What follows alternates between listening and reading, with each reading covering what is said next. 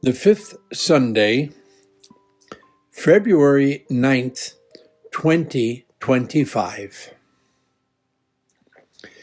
May I invite you to join with me and our Holy Father, Pope Francis, in a special prayer.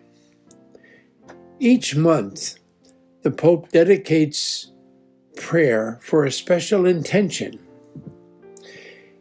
He's asking us in this month of February to pray for those considering a vocation to the priesthood or religious life, to listen to the beckoning voice of God.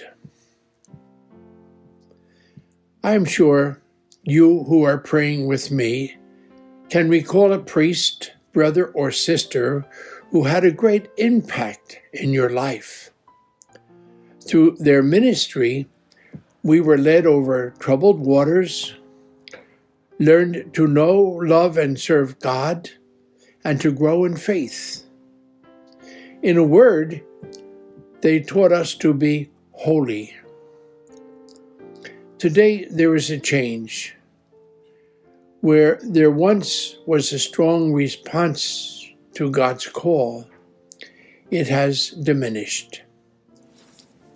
As we consider vocation and the Pope's interest, may we begin by saying that all the baptized are called to a vocation in life, whether it be to the married state, to the single state, or widowhood.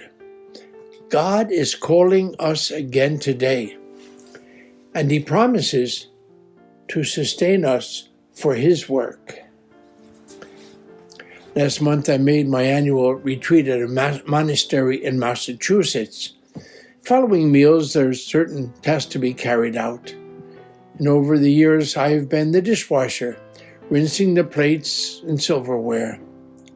My partner was a young man. He had completed nursing school, but was spending his time and retreat discerning his vocation to be a missionary priest. May I ask you to pray for Jacob? How special this week, as the Lord speaks to us through Isaiah, Paul, and the Gospel of St. Luke. The theme is vocations. Paul, who had never met the apostles, tells the Corinthians to remember the gospel he preached. God had moved him. It was a life-saving message. We who remember former priests and religious who were part of our lives realize they delivered the same message, the life-giving message. We know Paul was a persecutor, but God called him. Today, God is calling us to be holy in our vocation, whether in the state, as we said, of marriage, the single life, religious life, the priesthood. But sadly, the call is either not heard or turned off. I remember a song, "I Hear You Calling Me." As Isaiah was perhaps struggling with his vocation, saying, "I'm not worthy," the heated ember burned away his fear, and he was transformed and responded and said, "Here I am, send me." He was one of the 4 major prophets used by God to call people to the Lord 6 centuries before Christ. We join Paul and Isaiah and observe their vocation. The Spirit called, and they answered. Did you ever think about what their life was prior to their call? We know Paul was a persecutor. Isaiah was slow to be faithful. Now, let's move to the Sea of Galilee, the same Lake Gennesareth or Tiberias. I want you to see the boats, the gentle waves, hear the water lapping, sense the breeze, and even capture the aroma of freshly caught fish. More important, can you see yourself among the crowd at the water's edge? Can you see Jesus now getting into the boat and hear his message? What did he have to say? Perhaps the same thing of which Pope Francis is asking of us today. Watch what happened. The special moment came.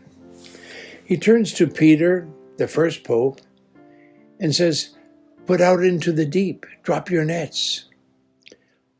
Like Isaiah, Peter offers an excuse, but grace won out, and the fish were gathered in abundance. Peter needed help, and he called his partners the sons of Zebedee, other vocation. Pope Francis is asking the same of us, our help today, to gather the sheep, to drop our nets, to go preach by word and example. Peter became aware and admitted he was weak. "Depart from me." But Jesus responds with a familiar, "Do not be afraid." Luke then added that from now on, he left what was his life and followed. What a great narrative. And we are part of it. But it does not end there. We are all called to live what the Lord is asking of us, to live our vocation, but also to support those who need to listen to his call in their lives. I referred to my friend Jacob on retreat. Pray for him. I also ask, what is the Lord calling me today, and how will I respond?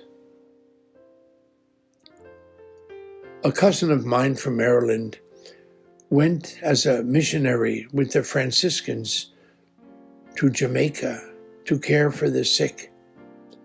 But COVID came and ended her stay and mission.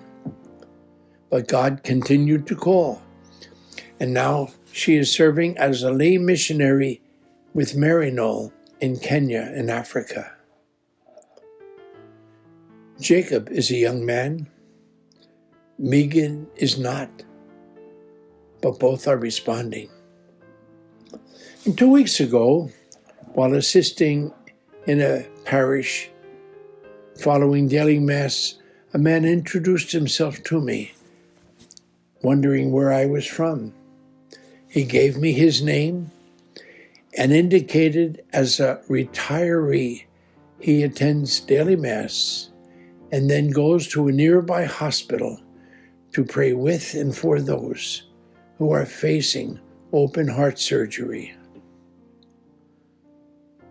Vocation discernment, missionary service, and prayer ministry, vocations of the young, the not so young and elderly, in the service of God.